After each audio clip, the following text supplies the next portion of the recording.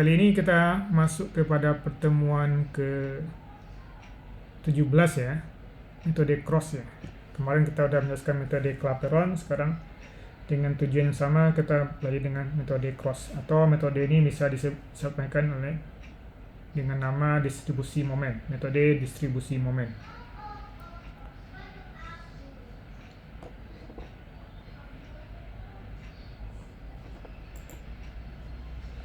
Oke. Ini metode distribusi momen ini dikembangkan oleh Hardy Cross pada tahun 1930 sehingga metode ini disebut metode cross ya. Jadi dikembangkan pada tahun 1930 ya. Ini dibuat oleh Hardy Cross.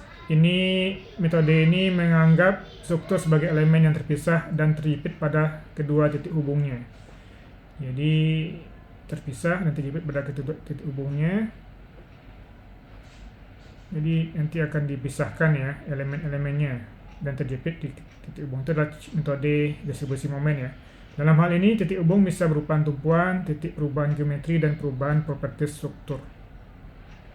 Ya, perubahan properties strukturnya. Jadi kalau dia strukturnya yang seperti ini yang kita analisis, berarti dengan metode distribusi momen dia akan kita pisah ya. Kita pisah dan masing-masingnya nanti akan berubah di sini. Ini jadi jepit ya.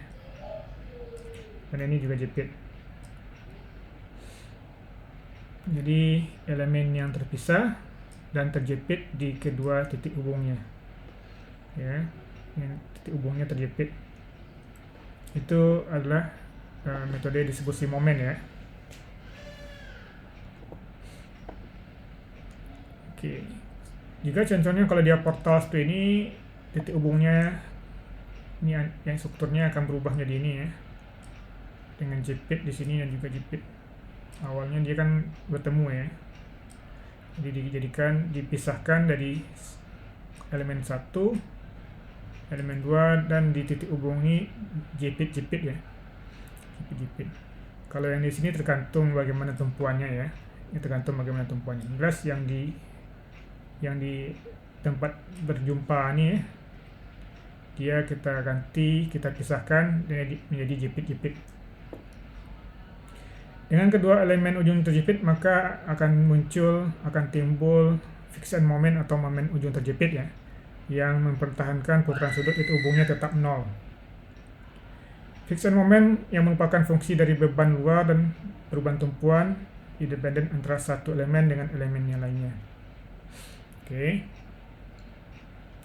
Pada kenyataan, kecuali pada tumpuan jepit, kondisi titik hubung bukanlah jepit. Artinya putaran sudut titik hubung tidaklah 0, karena dia kenyataannya sebenarnya bukan putaran sudutnya tidak 0 ya pada kondisi sebenarnya. Tapi dengan kondisi kita kan memakai metode distribusi momen ya. Momen ujung yang mempertahankan putaran sudut tetap 0 mulai dilepaskan sehingga titik hubung dapat berotasi, sehingga nantinya akan muncul rotasi di titik hubung tadi ya. Rotasi ini akan menyebabkan keseimbangan momen baru. Ini teorinya ya. Momen ujung akan didistribusikan ke elemen struktur yang berhubungan. Jadi momen ujung yang tadi itu yang karena ada keseimbangan momen baru itu akan didistribusikan ya ke elemen struktur yang berhubungan. Sehingga namanya distribusi momen nanti ya. Sehingga dengan ini kan nanti akan didistribusikan momennya ke elemen lain ya yang berhubungan.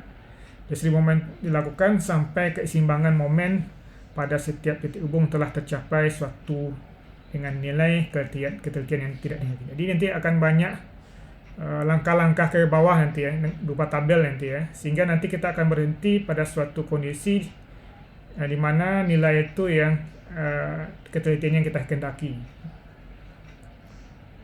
Jadi di sini intinya lah momen didistribusikan karena nanti akan muncul keseimbangan momen baru ya ke elemen yang berhubungan. Untuk menghitung dari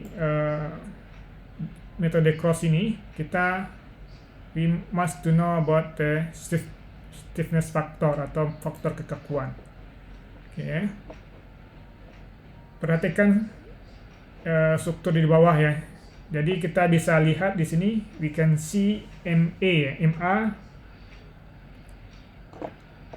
pada satu ujung dengan kondisi tumpuan sendi. Jadi di sini tumpuannya sendi ya. Ini ada MA. Kondisi lain ujungnya berupa tumpuan jepit, maka timbul perlawanan sebesar MB. Jadi dilawan dia seperti ini, timbul perlawannya sebesar MB.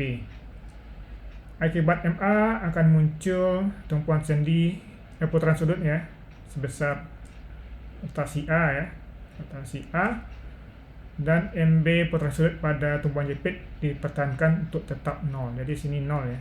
Ini tidak ada rotasi ya. Di sini tidak ada rotasi. Sehingga nanti akan muncul diagram momen akibat beban MA dan perlawanan MB ya. Kalau MA dia akan momennya seperti ini ke atas ya, dan MB dia ke bawah. Berikutnya luas diagram momen. Luas diagram momen kita bisa hitung dengan mengalihkan MA, ini adalah L ya, MA dikali L bagi 2. Itu untuk A1 ya. Untuk A2 adalah minus, karena dia ke bawah ya, minus MB dikali L bagi 2. Dan akibatnya MB bernilai negatif ya, MA bernilai positif ya. Itu adalah luas diagram momen. Oke. Berikutnya faktor kekakuan. Kedua diagram momen tadi ya, itu akan digunakan untuk mendefinisikan nilai putaran sudut di tumpuan A dan B dengan menggunakan metode conjugate beam. Diagram A1 dan A2 akan menjadi beban pada struktur conjugate beam, dan nilai putaran sudut didefinisikan sebagai reaksi tumpuan struktur. Jadi silakan direview lagi untuk konjugasi beam ya, balok konjugasi metodenya, karena diagram itu akan didefinisikan nilai putaran sudutnya dengan menggunakan balok konjugasi ya. Dan diagram momen A1 dan A2 akan menjadi beban pada struktur conjugate beam, dan nilai putaran sudutnya didefinisikan sebagai reaksi tumpuan. Sehingga nanti untuk putaran sudut di A dia akan seperti ini ya, sesuai dengan balok konjugasi ya, sesuai dengan balok konjugasi ya. Sehingga nanti ini silakan di review lagi ya, dari metode konjugasi balok konjugasinya. Jelas kita sampai pada hasilnya adalah rotasi A itulah MA kali L per 3 EI dikurang MB kali L per 6 EI ya. Oke.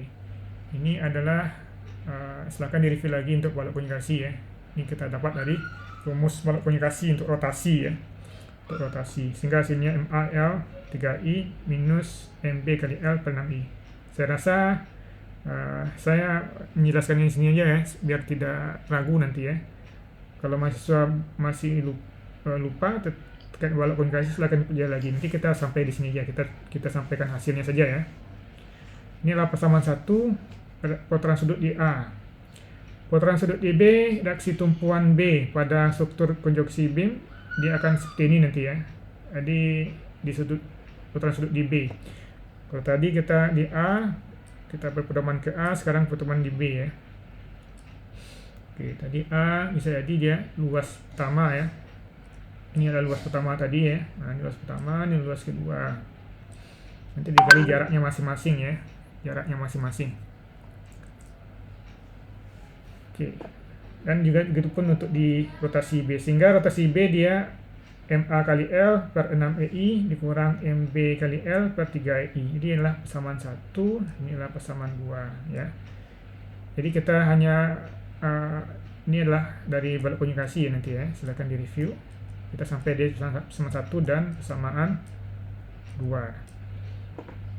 Sehingga dari situ kita akan memahami bahwa dengan putaran sudut di B itu sebenarnya 0 ya, karena tumpuannya jepit. Sehingga kita bisa mengganti yang rotasi di B ini sebagai 0 ya, dengan nilai 0. Sehingga dengan nilai 0 kita akan bisa memperoleh MB. Nilai MB itu adalah setengah dari MA ya. Kita pindah ruas saja, MB kita pindah ruas ke sini ya, ke kiri ya. Jadi MB itu adalah sama dengan setengah MA. Dan kita masukkan MB ke persamaan 1 tadi ya, yang 1 tadi untuk rotasi A, sehingga kita bisa mendapatkan MB-nya di sini ya. Ini adalah MA, ini adalah MB ya. Berarti MA kali L per 3I dikurang setengah MA kali L per 6I ya. Jadi otomatis kita bisa memperoleh berapa nilai rotasi A ya. Rotasi A nilainya adalah MA kali L per 4DI atau persamaan 4 ini. Oke. Dari persamaan 4 tadi kita akan menyatakan MA sebagai fungsi dari rotasi A ya. Yaitu MA adalah 4DI per L rotasi A. Oke, berarti tadi kita sampai di sini ya. Setelah itu kita keluarkan MA-nya. Berarti 4EI per L itu sama dengan rotasi A ya. Sehingga MA yang dijelaskan ini adalah MA sama dengan 4EI per L rotasi A. Itulah persamaan 5. Faktor 4EI per L ini yang akan kita gunakan ya. 4EI per L ini kita gunakan. Ini yang kita sebut faktor kekakuan di metode cross ini ya. Metode cross. Oke. So, Abdul Majid, we have explained about how to get the faktor kekakuan stiffness factor. I think you can follow this step ya. Actually, for this faktor kekakuan, we conclude as for AI per L ini as stiffness factor ya. For AI per L is stiffness factor. Okay. This value we use for method cross later on.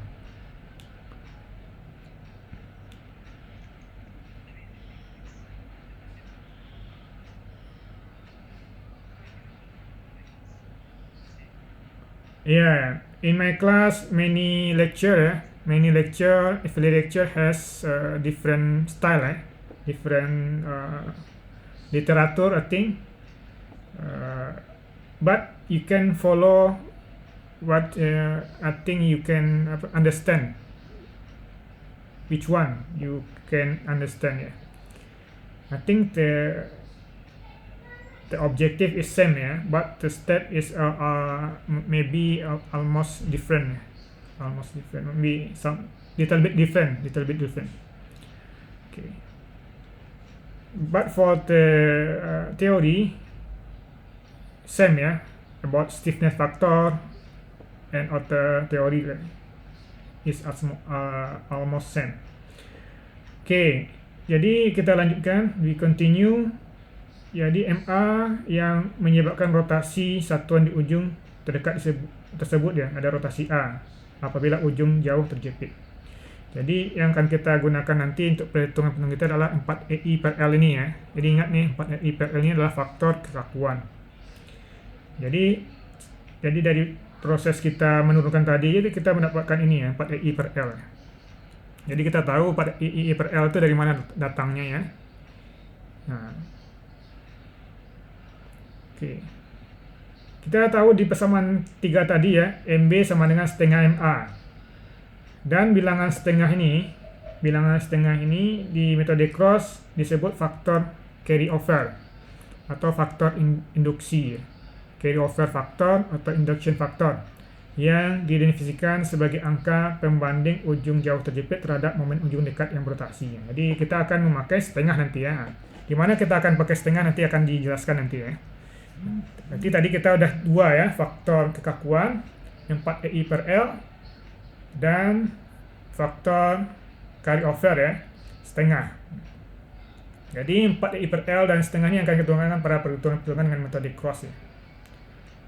Pada perhitungan cross, nilai setengahnya berlaku seragam untuk semua elemen. Jadi semua elemen apapun bentuknya akan seragam ya. Pada satu titik hubung join yang terhubung beberapa elemen, faktor distribusi sebagai akar pembanding nanti ya. Nanti ada faktor distribusi ya. Jadi kita ada faktor kekakuan, faktor induksi atau carry over faktor, juga ada faktor distribusi. Jadi faktor distribusi inilah angka pembanding yang mendistribusikan ketidakseimbangan total titik hubung ke ujung elemen yang bertemu pada titik tersebut. Jadi faktor distribusi ini untuk setiap elemen pada join didefinisikan sebagai faktor kekakuan elemen. Nanti akan kita hitung ya faktor distribusi itu. Oke, dalam metode cross ini adalah tandanya ya.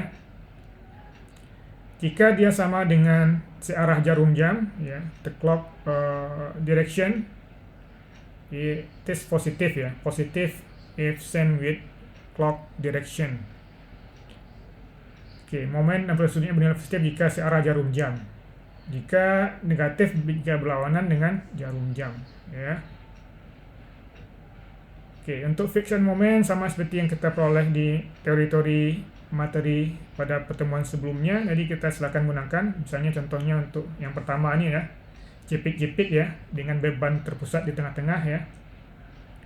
Berarti MA-nya adalah friction moment, yang MA-nya adalah PL per 8 dan minus PL per 8. Okay, so you can use this friction moment for the calculation of metode cross. Jadi silakan menggunakan metode friction moment ini terkait dengan metode cross nanti ya, seperti apa pembebanannya dan lain-lain. Oke, kita ke contoh soal sehingga lebih paham ya. Jadi kita udah tahu tadi ada faktor kekakuan, ada faktor carryover, juga ada faktor distribusi ya. Jadi di sini kita dengan struktur yang ada beban merata di elemen pertama AB dengan 5I ya, E,5I. Ada beban merata 24 kN ya per meter. Untuk AB dan sebenarnya untuk BC ada beban terpusat 80 kN di tengah-tengah bentang ya. AB panjangnya 10 meter. B ke ini adalah 6 meter, dan otomatis di sini adalah 12 meter ya panjang BC. Oke, kita diminta untuk menghitung momen ujungnya di sini. Seperti yang dijelaskan tadi, berarti kita dengan metode cross akan kita bagi elemennya di seperti ini ya. Jadi seperti ini. Jadi masing-masingnya jadi jepit-jepit ya. Jadi jepit-jepit. Oke. Itu langkah pertama. Setelah kita bagi, kita akan mendefinisikan faktor kekakuan. Tadi faktor kekakuan apa rumusnya? 4I per L ya. Nah, sekarang kita lihat faktor kekakuan untuk elemen AB. AB.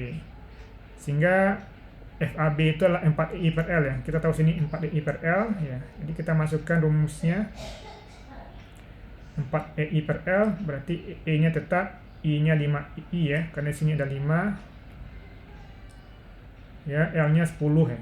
L-nya ada 10. Berarti di sini faktor kekakuannya adalah 2EI ya.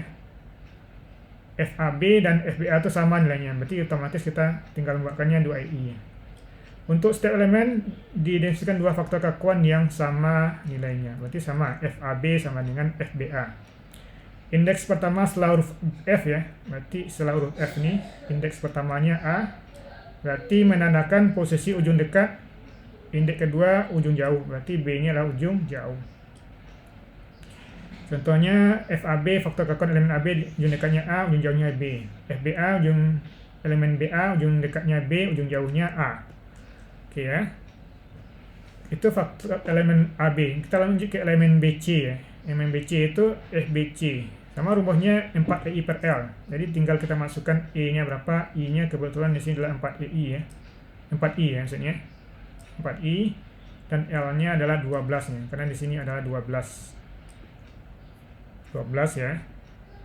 Sehingga hasil FBC-nya, faktor kekakuan BC-nya 4/3 EI ya. Juga begitu pun untuk CB. CB juga 4/3 EI. Oke, itu yang pertama ya. Kita udah mendefinisikan faktor kekakuan setiap elemen. Ini langkah pertama dengan metode cross ya. Oke. So for metode cross, the first step is a stiffness factor.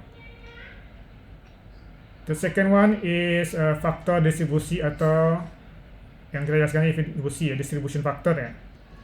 Oke, kita tahu elemen kita tadi dihubungkan di titik B ya.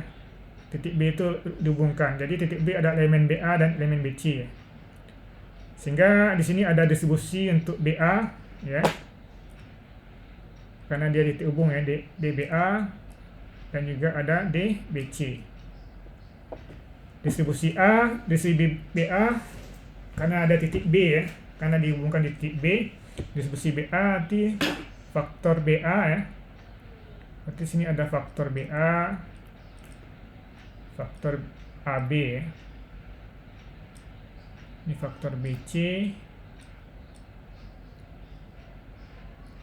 Ini faktor CB ya. Berarti kita gunakan FBA di sini ya, dan juga FBC ya. FBA tambah FBA dibagi FBA tambah FBC. Berarti FBA sendiri dibagi dengan total ini ya, faktor distribusi ini. 2i ini yang kita cari di sebelumnya ya. Faktor F ini adalah faktor kekakuan ya. Faktor kekakuan BA adalah 2i. Faktor kekakuan BC adalah 4/3i. Jadi silakan dilihat di langkah pertama tadi ya. Hasilnya distribusi A 0,6 dan distribusi BC 0,4 ya. Berarti kalau BC itu faktor kekakuan BC per faktor kekakuan BA per faktor kekakuan BC ya. Berarti faktor kekakuannya kita totalkan ya, nanti kita bagi ya. Maksudnya kita sebagai pembagi ya totalnya di sini. Di sini 4/3i per 2i per 4/3i hasilnya 0,4. 1 0,6, 1 0,4. Oke, nanti di tabel kita buat sini 0,4, sini 0,6, 0,4 ya. Oke, this the second one, distribution factor ya, based the stiffness factor. Based on stiffness factor.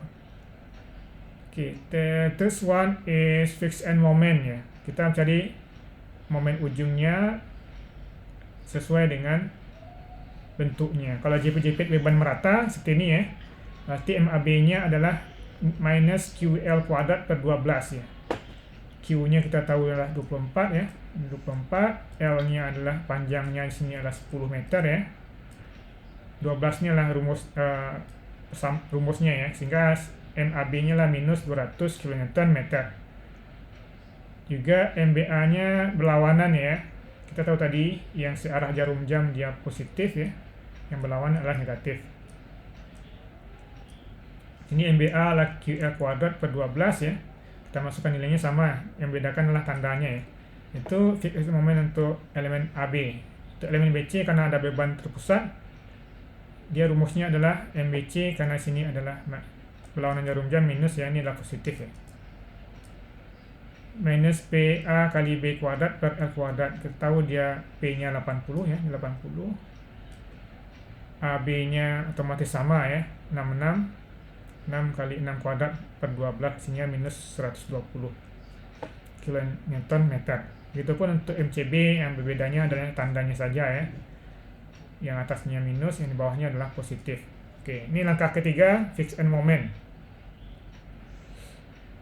Berikutnya ini bagian yang penting di distribusi momen ya. Karena langkah pertama tadi, kita sudah mencari tadi ya, langkah pertama adalah faktor kekakuan ya. Langkah pertama. Langkah kedua faktor distribusi. Langkah ketiganya adalah fixed end moment. Oke, kita sudah menghitung tadi faktor kekakuan ya. Kita tahu di sini ya. Ini ada A ya. Di sini B ya. Di sini ada B, ini ada BA di sini ya. Di BC, di sini adalah AB ya.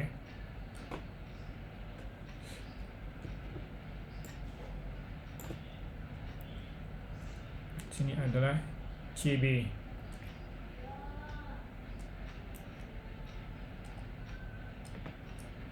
CB. Berarti kita titik hubungnya A yang ini ya. B ada 2, BA dan BC, C-nya 1. Kedua, faktor kekakuan. Kita sudah tahu tadi faktor kekakuan FAB adalah ini FAB 2i, FBA juga sama 2i, FBC 4/3i, FCB juga sama 4/3i. Jadi ini BC dan CB sama, AB dan BA sama ya, karena sama-sama satu elemen. Berikutnya dari faktor distribusi kita tadi tahu ya, karena kita di sini adalah momen ujungnya ya. Momen ujung Berarti karena berada di ujung kita tidak ada distribusi ya, kita buat 0 ya. Ya, kita buat 0. Oke.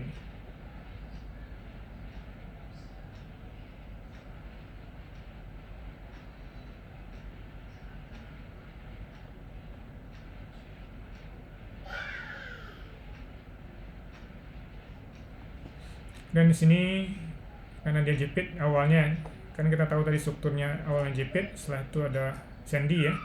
Jepit kita distribusinya sebagai 0, sementara untuk sandy 1 ya, karena bebas nih 1.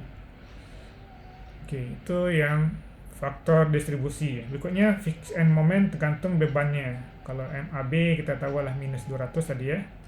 MBA 200, MBC minus 120, MCB 120 ya. Oke, saya rasa 1, 2, 3 ini paham ya? Ada pertanyaan sampai di sini? 1, 2, 3 paham ya?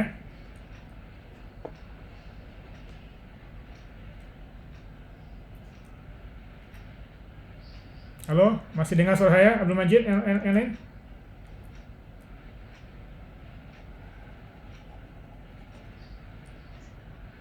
Ya. 1, 2, 3 sesuai langkah di 1, 2, 3 tadi ya. Ini yang penting di sini. Jangan sampai nggak perhatikan ya. Nah, untuk langkah-langkah berikutnya bagaimana caranya? Ini hanya matematik saja mungkin ya. Sangat mudah sekali, tapi kalau tidak perhatikan juga akan lupa ya. Akan tidak tahu. Oke, kita tahu ini kita berada untuk langkah keempat di atas. Ini namanya balance ya, berarti perlu dibalancekan ya. Balance. Ini ada CO ini adalah carry over ya. Jadi tadi carry over nih. Kalau tadi kan carry overnya setengah ya. Nah, untuk balance ini kita caranya adalah ini kita jumlahkan yang titik yang bertemu ini ya. Karena dia ada di titik tumpuan B. Kita jumlahkan berarti di sini adalah 80 ya. 80 setelah itu kita kalikan dengan minus ya. Kita kalikan dengan minus. Berarti ini adalah minus 80. Minus 80 yang kita dapatkan di sini ya, ini minus 80. Kita kalikan dengan faktor distribusi di atas. Kita kalikan dengan 0,6. 0,6 kali 80 hasilnya adalah 4 minus 48 ya.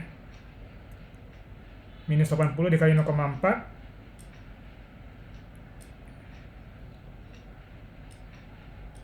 Kali 0,4 hasilnya adalah minus 32. Ya. Minus 32. Kalau di sini jepit berarti balance-nya 0 ya. Sementara untuk yang bebas ini dia akan membalancekan sendiri ya. Berarti kalau dia di atasnya 120, di bawahnya minus 120. Oke. Sampai di sini ada pertanyaan? Kita lanjutkan ya. Oke, berarti kita sudah tahu minus 48 dan minus kedua ini adalah ini dijumlahkan 200 ditambah minus 120 ya, atau hasilnya 80 ya, dikalikan dengan minus hasilnya minus 80. Minus 80 ini dikalikan dengan faktor distribusinya masing-masing 0,6 hasilnya adalah 48. Berikutnya minus 80 ini dikalikan 0,4 ya, 0,4 hasilnya adalah 32. Hasilnya adalah 32. Oke, ini yang keempat langkahnya ya. Berikutnya kita CO, carry over ya. Carry over kita pahami adalah dia berpindah tempat ya, dikalikan setengah ya. Jadi dengan carry over ini kita kalikan setengah, hasilnya ini adalah minus 24, ini 0 ke 0, 0 ya. Oke ya, minus 48 menjadi minus 24 karena dikalikan dengan setengah. Berikutnya 32 juga seperti itu, karena ini elemen yang sama ya. Berarti yang berpindah itu adalah di elemen sama, BA ke AB, AB ke BA ya. Faktor carry overnya akan berjalan di sana, di elemen yang sama. Sehingga nanti untuk itu yang di sini ya, yang elemen BC, elemen B atau BC dan CB ya, minus 32 dikalikan setengah, hasilnya adalah minus 16. Minus 120 dikalikan dengan setengah, hasilnya adalah minus 60. Berarti dia akan berpindah tempat dan dikalikan dengan setengah. Oke. Itu Ya, berikutnya ya, carry over, balance, carry over. Berikutnya kita akan membalancekan ya. Yang di sini balance-nya gimana caranya? Sama seperti tadi, ini kita jumlahkan ya. 0 ditambah minus 60 hasilnya minus 60 ya. Minus 60 itu dikalikan minus hasilnya adalah plus ya. Hasilnya adalah plus. Berarti sini 60. Oke, berarti 60 tadi seperti apa? Berarti kita kalikan dengan faktor distribusi yang di atas 0,6, hasilnya adalah 36. 60 kali 0,4 hasilnya adalah 24 ya. Hasilnya 24.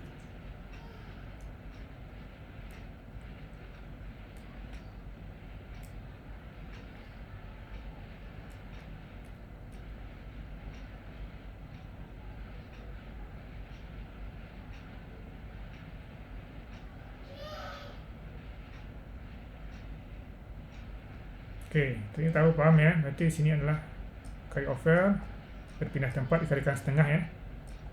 Dikalikan setengah. Berikutnya ini sini adalah 0 ditambah minus 60 dan 60 minus 60 dikali minus hasilnya 60. 60 ini kita kalikan dengan distribusi faktor di atas 0,6, dapat hasilnya 36. 60 dikali 0,4 hasilnya adalah 24. Hasilnya 24 ya. Berikutnya untuk langkah berikutnya carry over ya. Ini adalah carry over ya. Ini adalah carry over, berarti dikalikan setengah ya. 36 kalikan setengah hasilnya 18, 0 kali setengah 00 ya. 24 kali setengah 12, 16 kali setengah 8. Ingat tadi ya, kalau di sini kita udah 16 berarti karena di sini dia bebas ya. Ini membalancekan, kalau di atas minus di bawah plus ya. Kalau di atas plus di bawahnya minus.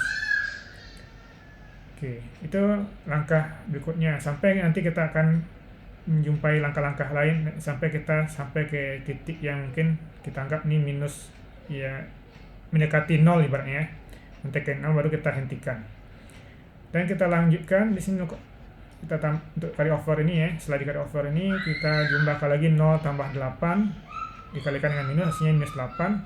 Nanti minus 8 ini kita kalikan dengan faktor distribusi ini 0,6, hasilnya adalah minus 48. Minus 8 ini dikalikan 0,4 hasilnya adalah minus 32. Berikutnya untuk sekali lagi di carry over lagi setengah ya. Berarti ini minus 48 dikalikan setengah minus 24, minus 2,4 ya. 0 minus 3,2 dikalikan setengah ya. 1,6 minus 12 dikalikan setengah 6. Oke, ingat tadi ya, kalau di sini 12 berarti di bawahnya adalah balance-nya ya, minus 12. Oke, setelah itu kita jumlahkan lagi ini 0 ditambah minus 6 hasilnya 6 ya, dikalikan karena minus 6 ini jumlah dari 0 ke minus dan minus 6 ini minus 6 dikalikan dengan minus hasilnya plus ya. 6 ini dikalikan dengan 0,6 hasilnya adalah 3,6. 6 ini dikalikan dengan 0,4 kontribusinya hasilnya 2,4. Dan untuk carry over-nya kita pindah lagi, kita kalikan setengah, 36 jadi 1,8, 24 jadi 1,2, 1,6 jadi 0,8. Oke, 0 jadi 0 ya. Oke, kita jumlahkan lagi ya. Kita kalikan dengan faktor distribusi dan sampai kita mungkin kita anggap di siklus 7 ini ya. Siklus 7 ini kita anggap kan ini minus nih ya, 0 sekian ya, ini 0, sekian mungkin kita hitung pun ya, hasilnya juga tidak akan pengaruh banyak ya. Pengaruh banyak perubahannya karena nanti kita akan menjumlahkan ya, karena kita akan menjumlahkan. Oke, apa yang kita hitung di sini ya, kita akan jumlahkan dari atas ke bawah, dari siklus 1 sampai siklus 7. Minus 200 tambah 0, minus 24, 0 tambah 18 dan seterusnya kan. Nanti hasilnya lah minus 206. 200 dikurang 48 dan seterusnya sampai di sini ya, kita jumlahkan ya, dijumlahkan. Hasilnya 186,632. Ini juga kita jumlahkan, dia akan identik sama ya di titik hubung ini minus 186,632 dan di sini adalah 0. Kenapa 0? Karena dia bebas ya, makanya tadi harus dibalancekan ya, harus nilainya 1 ya, dibalancekan. Sementara di sini tetap 0 ya, tetap 0. Oke, sampai di sini ada yang perlu ditanyakan. Jadi kita ada dapatkan MA dan momen ujungnya di sini ya. Inilah caranya metode distribusi momen ya. Jadi didistribusikan seperti ini. Ada pertanyaan sampai di sini?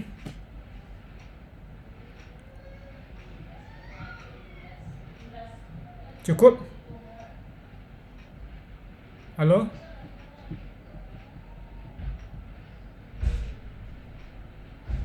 Ada pertanyaan? Lanjut ya.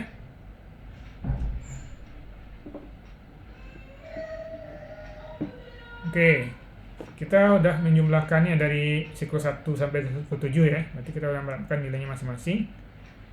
Sehingga kita mendapatkan momen A minus 206, momen B di 186,632, momen C 0. Jadi kita anggap momen B itu sama ya nilainya 186 ya. Kita ambil aja yang positif ya.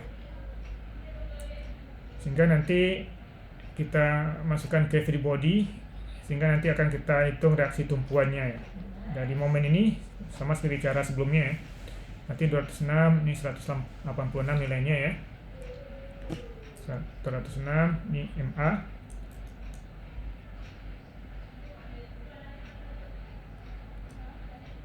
Ini momen A, ini momen B ya.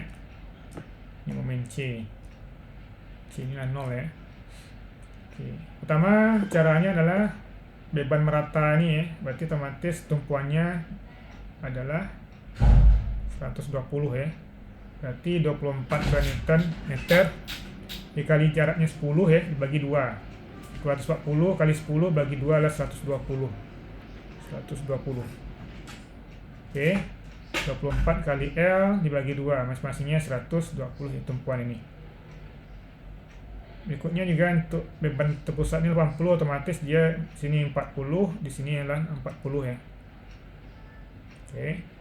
Berikutnya adalah karena ada momen A ya, 206, berarti kita sebenarnya momen B dulu ya. Sekarang momen B dulu. 186 dibagi dengan jaraknya ya, 10 ya. Apalah 18,6632 ya. Ini jarak arahnya ya, karena kalau di sini kan momen B-nya bukan di sini ya. Momen B-nya ada di sini, sehingga yang berada di posisi titik itu momennya dia ke atas, yang berseberangan dia adalah ke bawah. Juga sama seperti ini, yang dekat dengan titiknya momen B, titiknya tumpuannya dia ke atas ya. Ini 186 bagi 632 bagi 12 ya, jaraknya 12, hasilnya 15,52. Berikutnya ada momen A, berarti 206 ini dibagi dengan 10, hasilnya 20,66, ini 20,66, ini ke atas dan ini ke bawah ya. Berikutnya kita bisa menjumlahkan 120 dikurang kanan ke arah ke bawah, minus 18 ditambah 20 ya, ke atas, hasilnya adalah 122,028.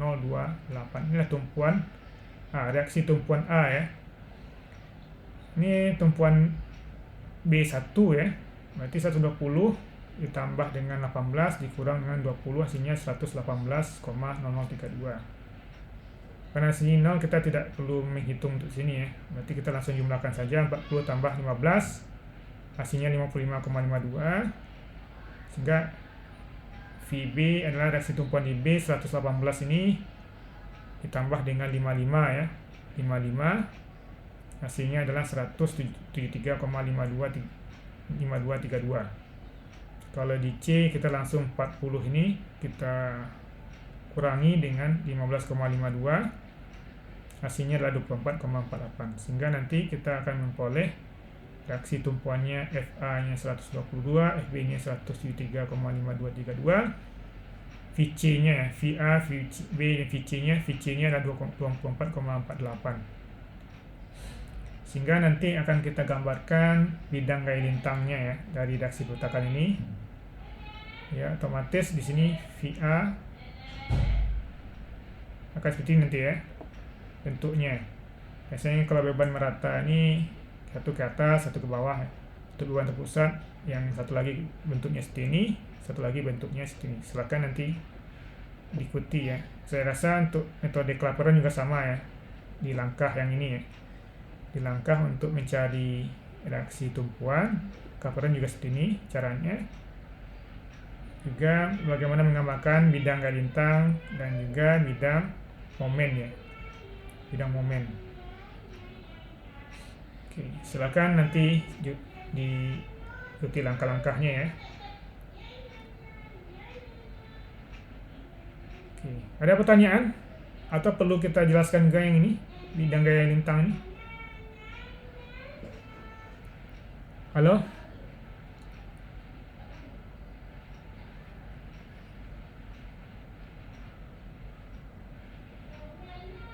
Halo? Halo?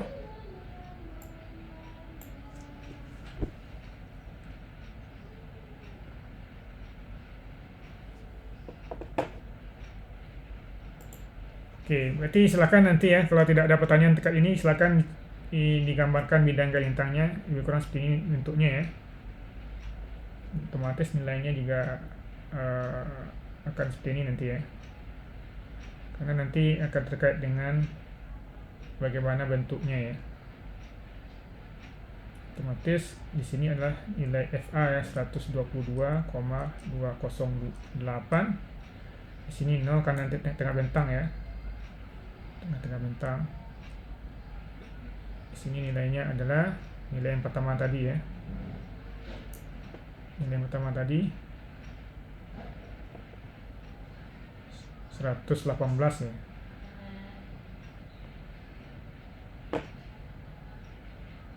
Dan seterusnya nanti ya. Oke, untuk bidang momen ini juga sama prinsipnya, bagaimana cara menghitungnya ya. Jadi otomatis yang di tumpuan dia 0. Kalau yang di sini kita bisa menghitungnya tengah bentang-bentang, berarti kita perlu mengalihkan ya. Berarti ini momen, misalnya momen X di sini ya, mx, ini jaraknya adalah setengah, berarti di 5 ya. 5 ini adalah beban merata, 24 dikali dengan 5, hasilnya adalah 24 kali 5, 120 ya, 120. Jadi kalau momen X ini kita jaraknya ke sini adalah 2,5 ya, 2,5. X ini sama dengan FA dikali 5 dikurang 120 dikali 2,5. X nya berapa ya? Nanti kita bisa hitung. Oke, saya rasa nih sharing kita ulang-ulang ya, bagaimana untuk menggambarkan gambar bidang gaya lintang dan bidang momen ya. Jadi silakan kalau ada pertanyaan silakan bertanya. Berarti kalau saya anggap tidak ada pertanyaan, berarti bisa mengikuti ya, bisa mereview lagi materi-materi yang telah dijelaskan sebelumnya. Ini otomatis untuk bidang momen, bidang gaya lintang, dan juga yang ini ya, menghitung reaksi tumpuan, sama caranya seperti kita menjelaskan pada metode Clapeyron dan metode yang lainnya. Oke, saya rasa cukup ya. Ada pertanyaan?